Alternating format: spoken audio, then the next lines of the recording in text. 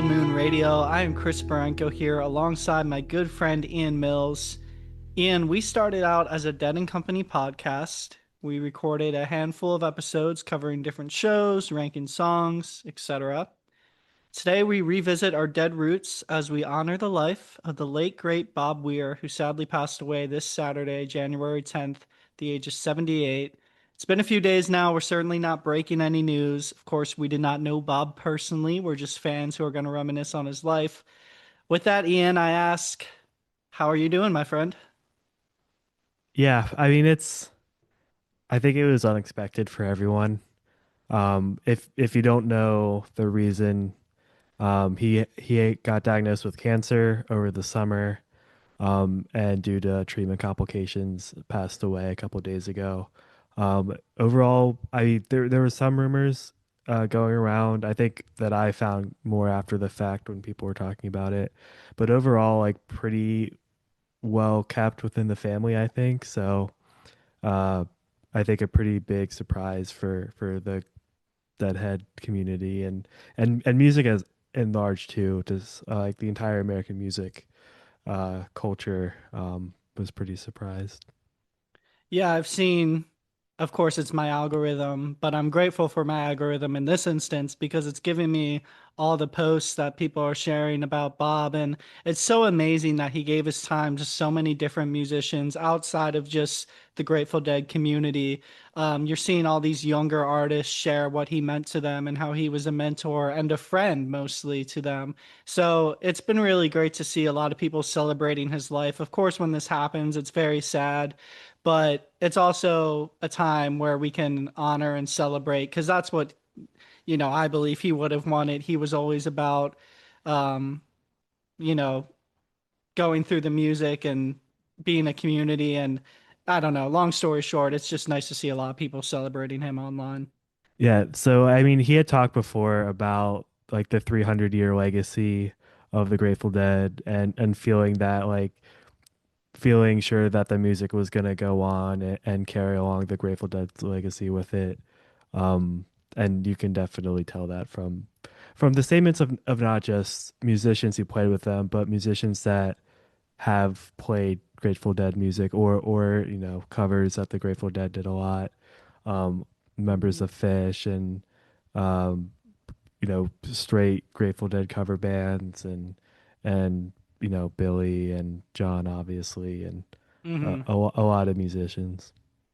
I think, and we'll get into this a little bit later on in this episode, we're going to share our favorite Bob Weir songs, and I have a little note on what I'm about to say. But I think you can credit Bob for a lot of the longevity of who the Grateful Dead are and what they've become and what they're going to be moving forward. He was really the glue that kept the music going after Jerry died, and I we'll talk about that a little bit later. But I think Bob is to credit for bringing the Grateful Dead to this generation in a lot of ways. Yeah, and I think we'll go over kind of the timeline of his career a little bit.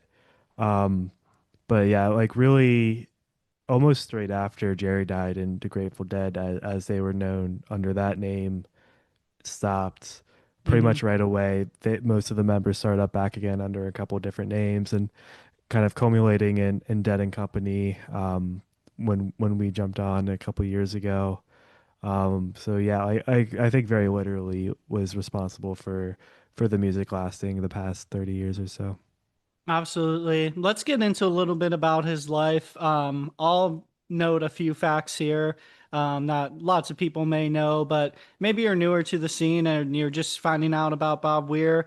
He was born in San Francisco on October 16th, 1947, to parents who later gave him up for adoption. So he grew up with his adoptive parents, Frederick Weir and Eleanor Weir, in California. Began playing guitar at the age of 13. He experienced difficulties in school because of undiagnosed dyslexia and was expelled from nearly every school he attended. He met Jerry Garcia on New Year's Eve, 1963, at Dana Morgan's music store in Palo Alto, California, where the 16-year-old Bob Weir, it's crazy that his dead origins start at 16, followed the sound of banjo music into the shop Garcia was a teacher at the store, invited Weir and his friends to jam, leading to hours of playing that sparked the idea for their first band, Mother McCree's Uptown Jug Champions, which ultimately became the Warlocks and then the Grateful Dead. I'll stop there for a moment.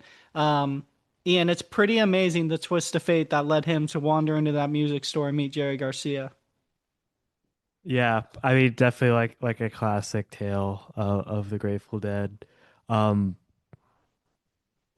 I mean, like I think the way we all think about it is maybe a little bit mythologized now. But like you said, like pretty insane that he was, 16 at the time and ended up dropping out of high school to join this band. Um, and then Hmm. basically that being his life up until like pretty much the very end. It's Uh, amazing.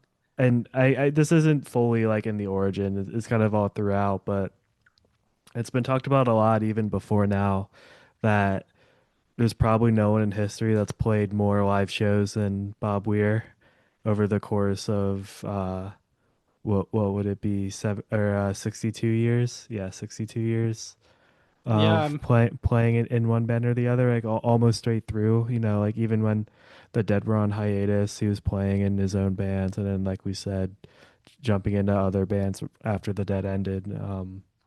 Just an insane amount of live music.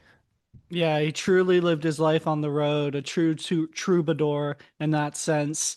What made him different throughout his career is he also didn't play guitar like anyone else. He didn't strum chords, he kind of poked around them. His guitar lines were syncopated, jazzy. He created a lot of the space for Jerry Garcia to bloom and wander, and he pushed the band forward in a lot of ways. And I read a segment actually today when I was reading up a little more.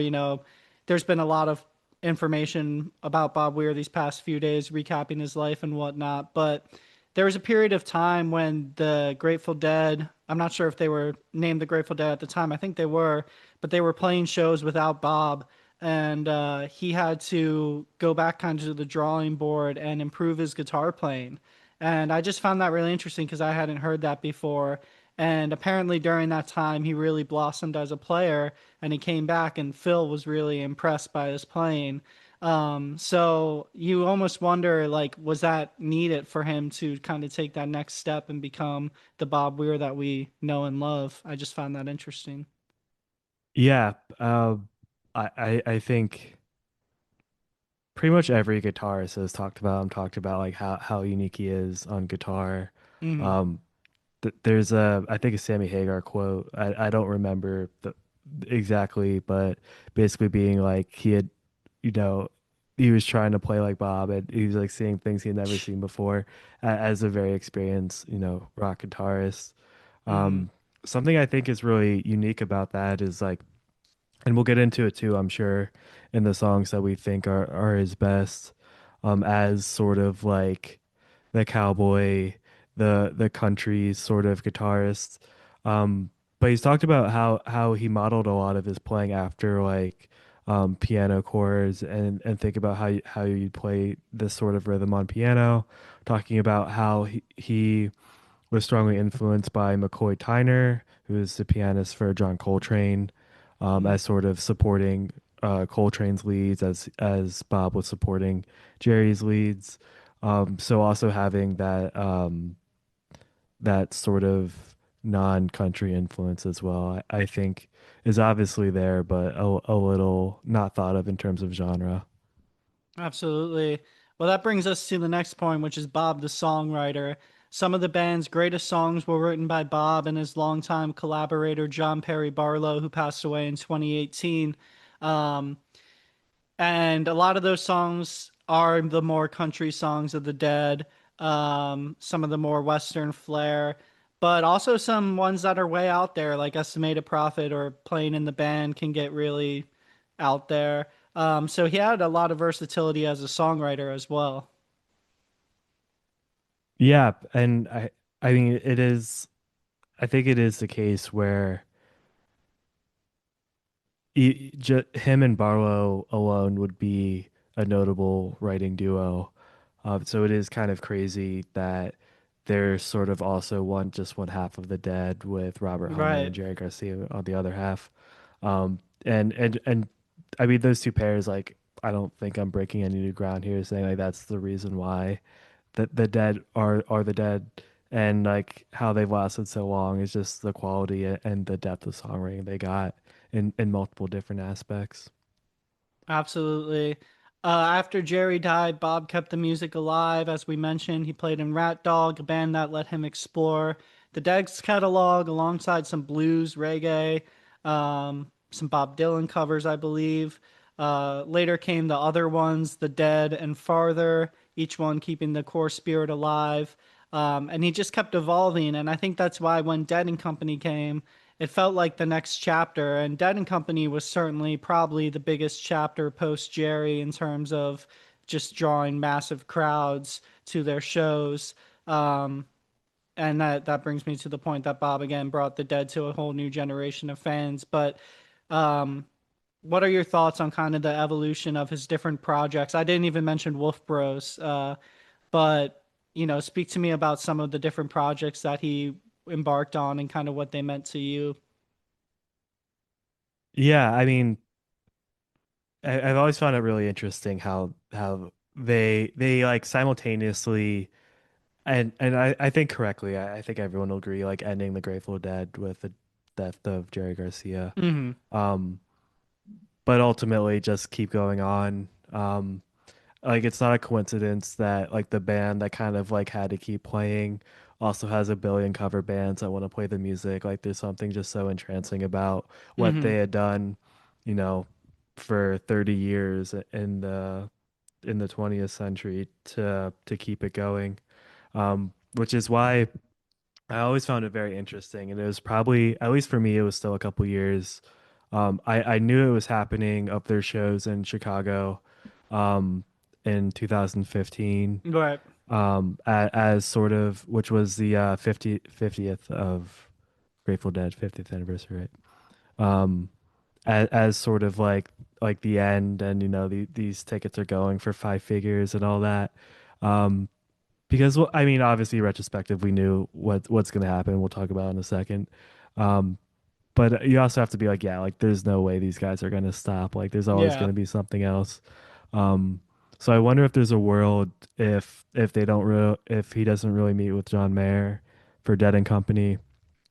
Like obviously we'd probably still have Wolf Bros, but um, yeah, like Hmm. through all these steps, you kind of feel like there's gonna be some form or another to keep playing live music.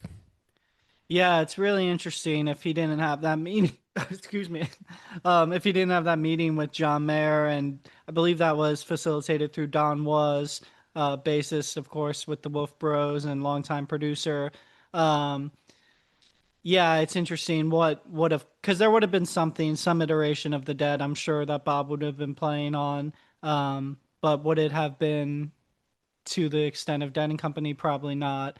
Very interesting to think about. I also wanted to mention Bob's solo album in 2016. Of course, Bob did different solo albums throughout his career, but this was one that, Ian, we've listened to. Blue Mountain by Bob Weir, songs such as Only a River, Gonzville, Lay My Lily Down. I really like. There's some really great gems on that album. And that album I was listening to this past weekend after I heard the news, and it kind of is nice because it's an older Bob kind of reflecting on his life, and I just really think that's a special album that's going to live on in the hearts of a lot of his fans. So if you haven't listened to Bob Weir's solo album from 2016, Blue Mountain, definitely listen to that. Yeah, and I was actually listening it today Oh, in really? preparation for this episode, and um, yeah, we'll probably get into it a little bit more when we talk about Oh. songs. Interesting. You pulled from there, I think. All right. Well, let's get into it unless you have anything else to really share. No, I'm just curious to see how many we have overlap out of five. I think we'll have two overlap. Yeah, five songs was tough when I was doing this list because I realized I did think of maybe pulling some of his solo songs for it, but I think ultimately I stuck to the Grateful Dead catalog. Um, So let's get into it. Our top five favorite Bob Weir songs each. This is the controversial part of the show. There's going to be people who disagree who have their own favorites, but let's all approach this from an aspect of celebrating his life.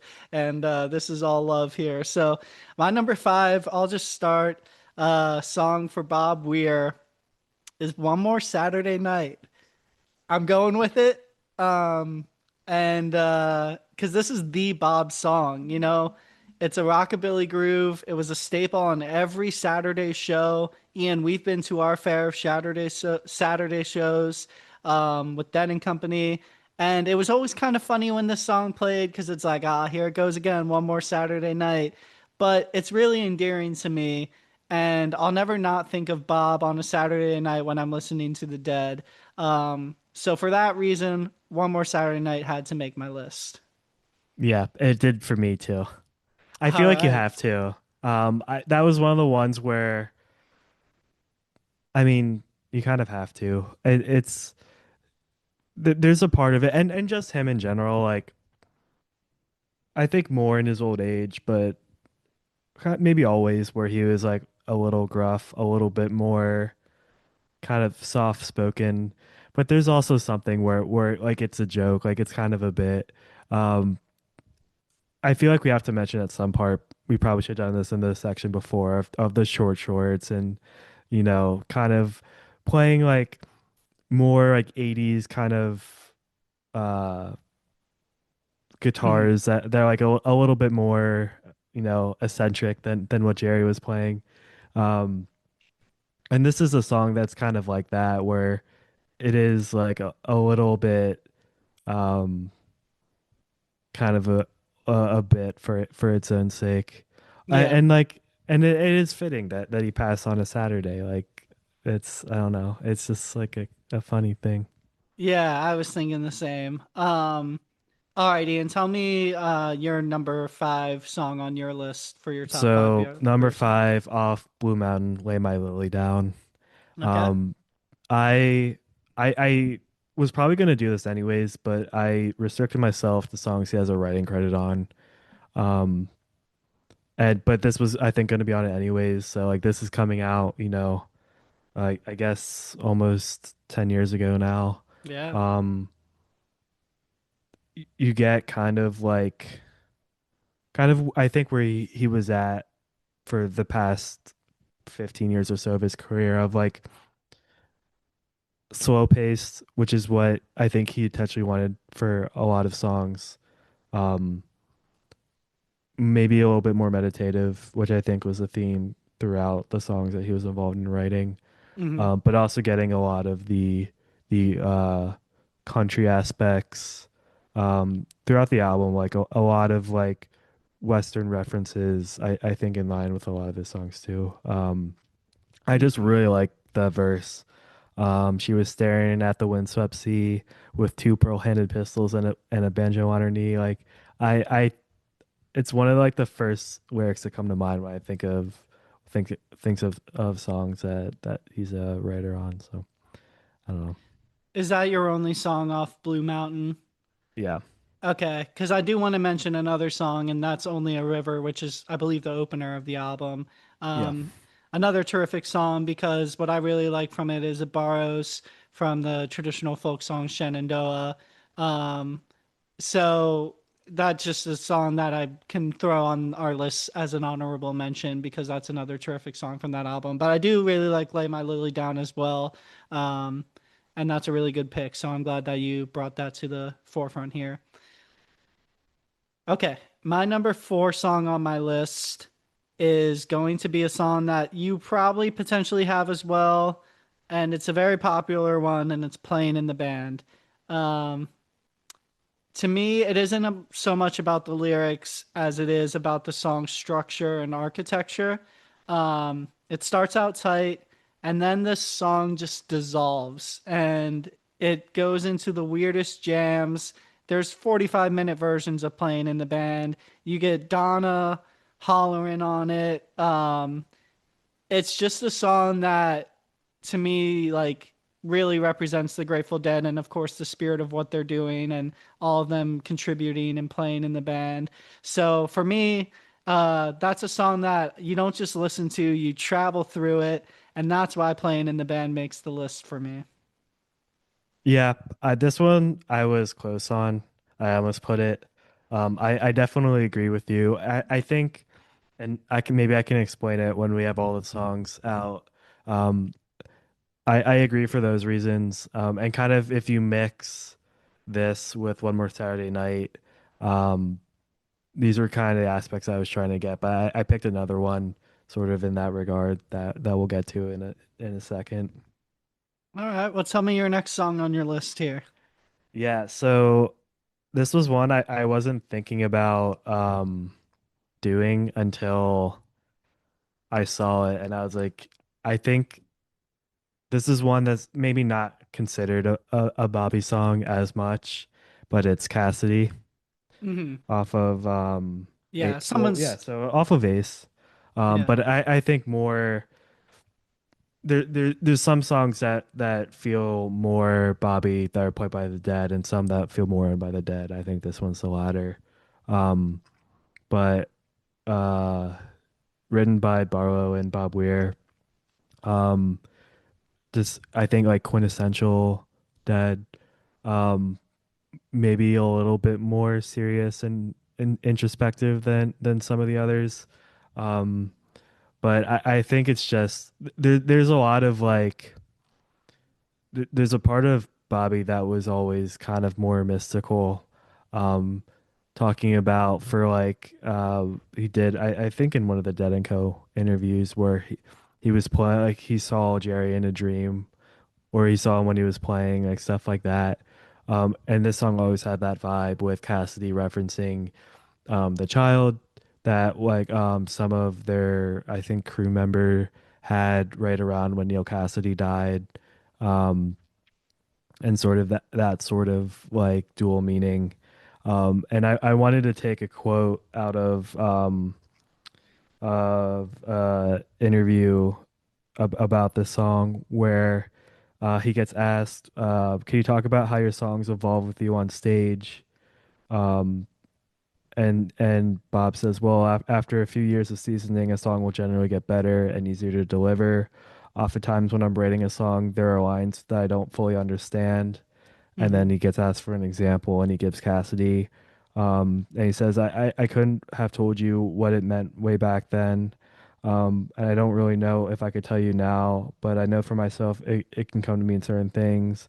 It hangs together better for me now, whereas when we first wrote it, it had an integrity I could recognize right away, but I didn't understand parts of it. As we've done it over the years, each of the lines has come to mean more to me, which I think is like a good excerpt for like how he approaches these songs, especially with like the pacing and stuff of like really feeling like it's exploring like the meaning of everything. Yeah. I'm glad you brought Cassidy to the table because I didn't have it on my list, and I feel like it does need to be recognized and honored as a song. And you touched on his dreams. Those definitely meant a lot to Bob. He mentions dreams a lot, especially when talking about his legacy and Jerry's legacy. And he spoke of how Jerry would come to him in dreams. He's had dreams of John with gray hair on the stage playing the music when he's gone.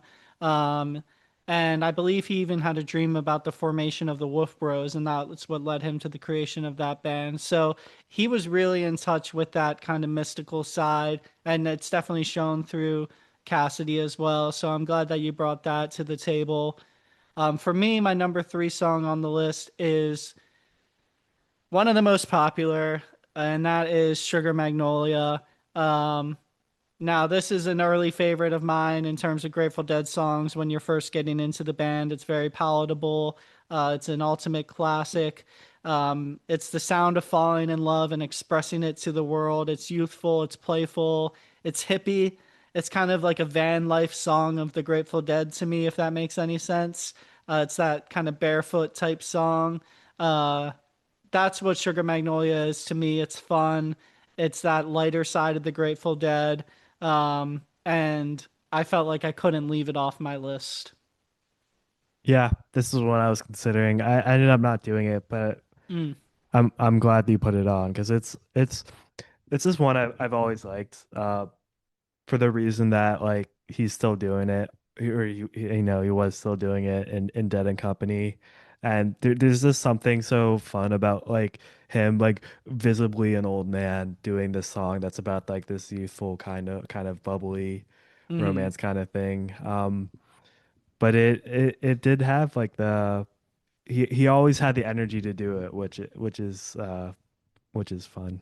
Yeah, it would often come towards the end of the set, second set, and he'd be going ha into the mic, like at the end. There's Yeah. a version on YouTube from Boulder, Colorado, July 14th, 2018. That's just so much fun, and I watch that a lot, mostly because it's one of the few full, like pulled straight from Nugs on YouTube of that song. But it's just a lot of fun. You get John jumping up on stage, O'Teal's having a blast, and that's another thing, just the joy that we got to see from Dead and Company on stage. Like it was always O'Teal to me, but Bobby was the centerpiece of that, and so I'm gonna miss seeing that. These guys are gonna play the music, but is it gonna feel the same without Bob? It probably won't. It will be different, just like it's different without Jerry and without Phil and all those guys. So I'm gonna miss seeing that group of guys together on stage. Ian, your number three song on the list. That was One More Saturday Night. Okay, then give me. We'll flip You now. we go Give me to your go to number two? two. Yeah. Okay. I'm curious if we're gonna have some of these similar. My number two was Jack Straw. Okay, I wasn't sure if that counted. It's he has a writing credit for He it. does. Okay, I Yeah. wasn't sure because I know him and Jerry share vocals on that and whatnot. But talk to me about Jack Straw. Well, they didn't for the first couple years. It was just him. Okay. One of the rare Bob Weir Robert Hunter songs. Dang. Um, and I think it was funny enough. We should have mentioned it. I think it was One More Saturday Night when they like officially were like we can't work together. Um, because Bob changed all the words to what it is now, and Robert Hunter hated it. Oh, that's so So they funny. kind of split. Um, but like I'm glad you mentioned the splitting the lyrics because that's probably that's like one half of why I like it. Um, I like splitting the lyrics, and I we've talked about it for this song, just kind of how it works mechanically for the lyrics and for the song. But I also really like that this is something that like he split the lyrics with Jerry and then he split it again with John. I mean, obviously trying to keep that dynamic, but I think that's like a really just good symbolic thing about like how he sort of bridged over so many areas of this music. Um, and then just also just it being emblematic of a lot of like the country themes that they liked of Jack Straw kind of being like a folk element, like a folk, not necessarily a person, but like a folk iconograph. Um, and then also just the themes of like riding the rails and you know being sort of a vagrant. Um, uh, he stated that the lyrics are partially based off, Steinbeck prose, so Hmm. kind of tying together, great American literature with this music. I think it's a really good example of this side of the Grateful Dead. Absolutely. I love Jack Straw. I think it's an amazing song, and I'm glad that you mentioned it and brought it to the table.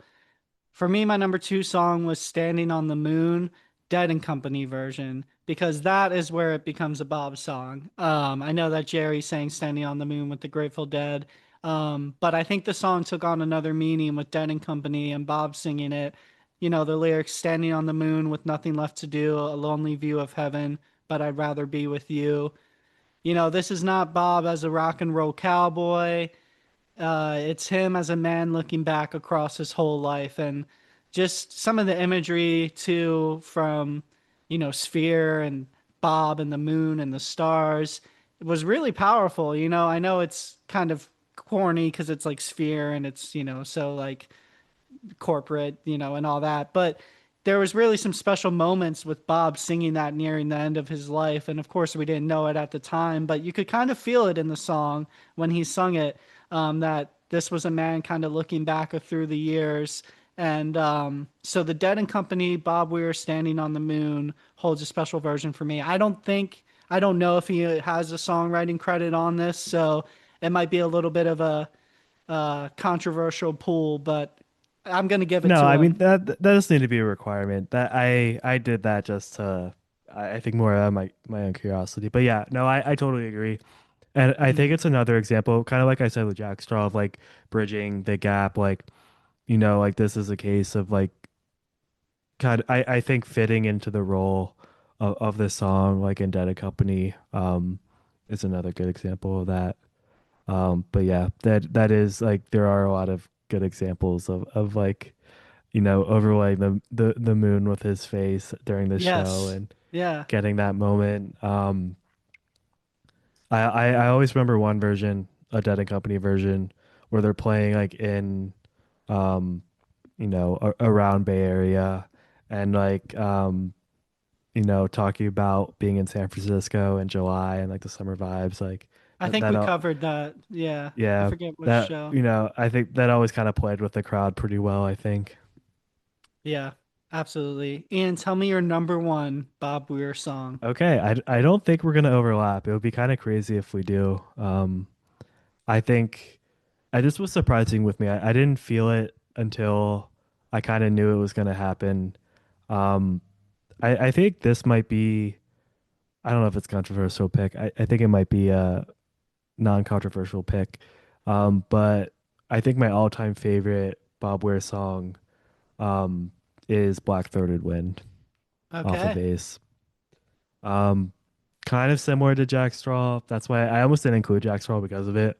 Um, a little bit maybe different era of American history.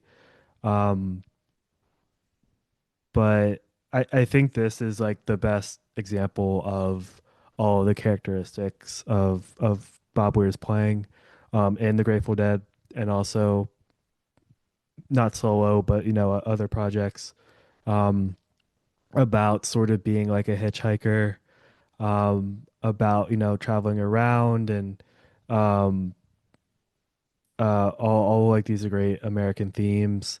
Hmm. I One of the reasons why I was like this might be controversial is like I know for the people that don't like this song, they're like it's a little too slow, which I feel like is fitting. But I think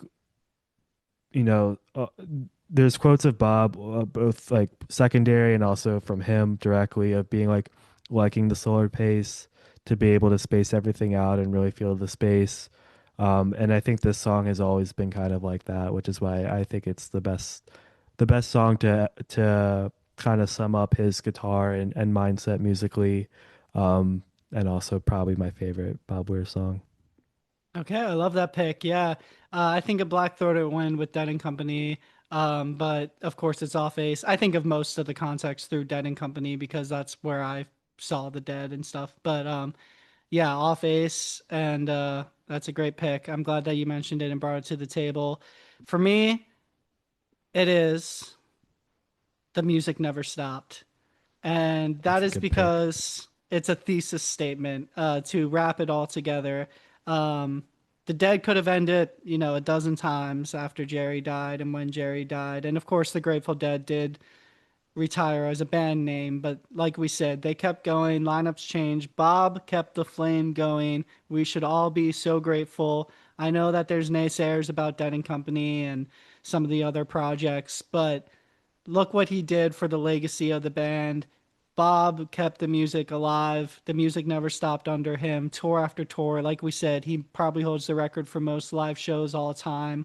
Um, so for me, he brought the Grateful Dead to me, and he brought it to a lot of people in our generation. And so, for that reason, I have to say the music never stopped. So, it's more about the symbolic meaning of the song, but I also do really like the song in general. I think I've mentioned it before, but I love the version off the Music Never Stopped album, that live album that the Grateful Dead put out this summer. So, Yeah, that's my number one Bob Weir song because I think it is symbolic and it's a thesis statement for Bob's career in general and what he meant to me and I don't want to speak for you, but a lot of people our age. No, I think that's a really good pick for, and also like a great summary of what we're trying to accomplish here on the pod. Right. Some notable songs that we didn't mention, of course, Truckin', uh, Hell in a Bucket, the other one. I'm surprised you didn't mention the other one, Ian. Looks Like Rain, um, Feel Like a Stranger.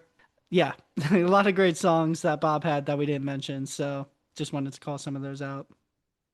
Yeah, certainly more than five that we can include, but if we didn't have a limit, we'd probably just include them all. So Right. Well, thanks for tuning in on today's episode. As we remember Bob Weir, this won't be the last we talk about the Dead or Dead and Company or the Grateful Dead. And we appreciate you tuning in. Rest in peace, Bob Weir. We'll miss you, but we're eternally grateful for everything you brought to us.